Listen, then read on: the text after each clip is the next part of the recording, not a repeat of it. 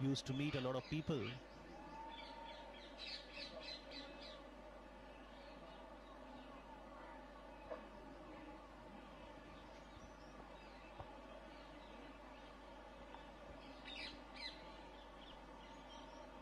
Interestingly, although Gandhiji lived here for 13 years, he didn't have a room to himself.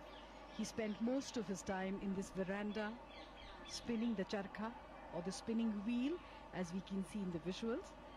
And that little room on the left was his study, where he wrote letters every day to people all across India who were connected with the freedom movement, and people from all across the world who wrote to him. This is also where he met the leaders of the freedom movement and international guests. This is where various decisions regarding India's freedom struggle were taken.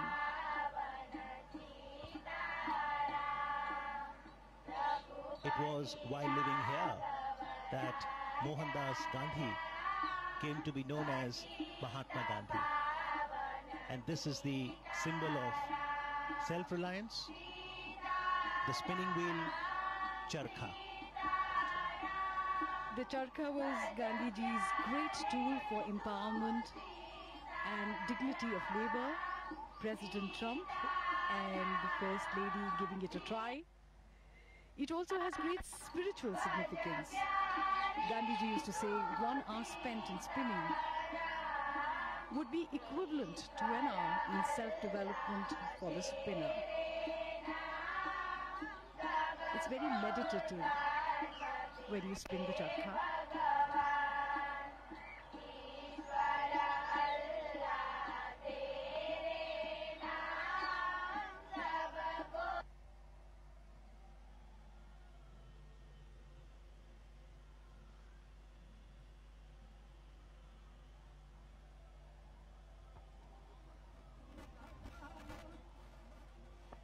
In the meanwhile, Motera Stadium is abuzz with excitement.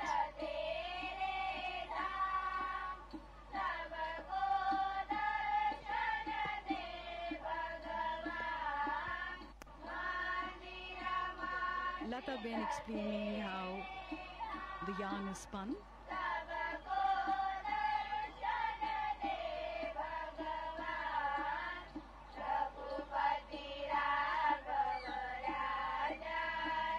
People trying the charkha for the first time, it can be a little unnerving, but once you get used to it, you understand what Gandhiji meant when he called it the physical embodiment of his constructive program as a representation of Swadeshi, self-sufficiency, and at the same time, interdependence. Because the wheel is at the center of a network of cotton growers, carders, weavers, distributors and users. It also embodied the dignity of labor, equality, unity, as all volunteers were to spin each day, and finally independence was achieved.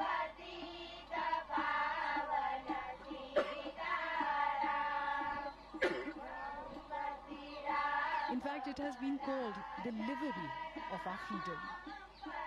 That is what Khadi signifies for us. A few moments of introspection, trying to absorb the essence of Mahatma Gandhi, his teachings, and his philosophy. It's hard to imagine, but this is exactly how the Mahatma would have sat here with his international visitors. He too had a great sense of humor.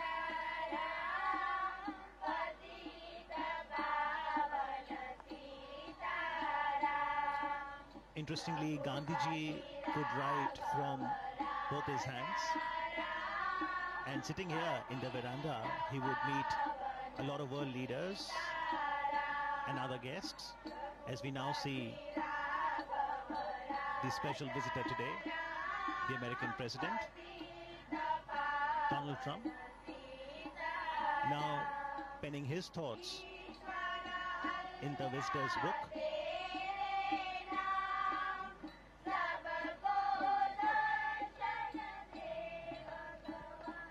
Foremost in the movements launched by Gandhiji from this very place, the Sabarmati Ashram, was the 385-kilometer Salt March from Sabarmati Ashram to Dandi on the South Gujarat coast.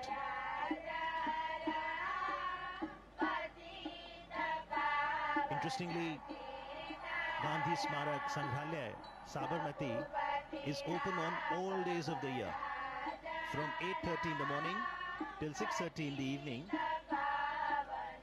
Daily about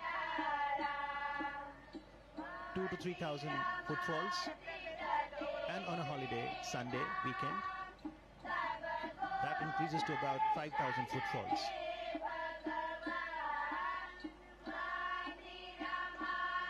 Mahatma Gandhi believed in an openness. He used to say, I do not want my house to be walled on all sides and my windows to be stuffed. I want the cultures of all lands to be blown about my house as freely as possible. But I refuse to be blown off my feet by any. This perhaps is the openness that he talked about. The people of all cultures, all traditions came here. The three monkeys of Mahatma Gandhi: speak no evil, see no evil, hear no evil. These were originally given to Mahatma Gandhi by a Japanese monk, and they became an essential part of his philosophy. And those philosophies, Jasleen, are still very relevant and encourage each one of us to ensure that we imbibe the core values of humanity, truth, non-violence, love, compassion, service, sacrifice, forbearance, and equality. The Sangrahalaya, the museum, consists of a gallery that is titled My Life is My Message, and it consists of paintings, photo enlargements of some of the vivid events of Gandhiji's life, his quotations, letters, other relics. There's a library too, and Prime Minister Narendra Modi encourages one and all, especially the youth, to understand Gandhiji, his philosophy, connect with history. There's the archives that ensures collection, preservation and display of Gandhiji's writings, photography, voice records, films, personal belongings. As we now see President Donald Trump interacting with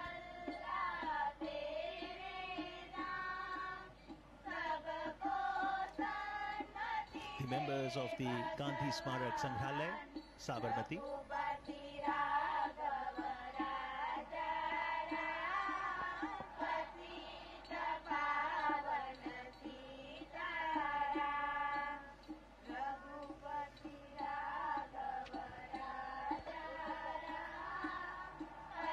So these were few moments of reflection, of going inwards, before moving onwards towards the next leg.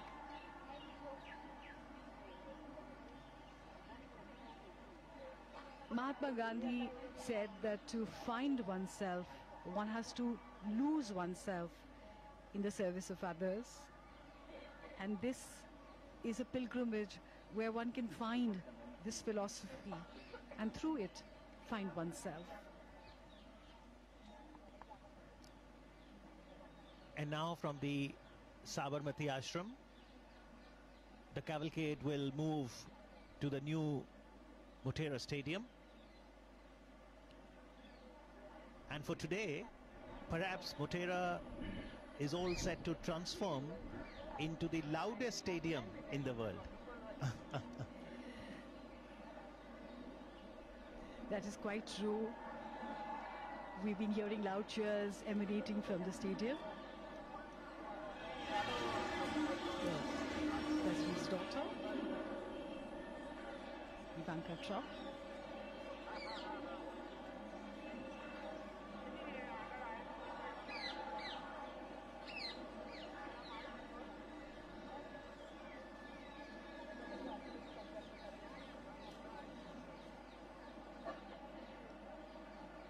Gandhiji believed in the concept of living in a commune with just the bare necessities, because he said that nature gives you enough for your needs, though not enough for your greed. And this was the ideal living conditions that Gandhiji talked about. The residents here would work for 8 hours a day, and in the morning and evening spend time in meditation and prayer, and prayers from all faiths were recited here.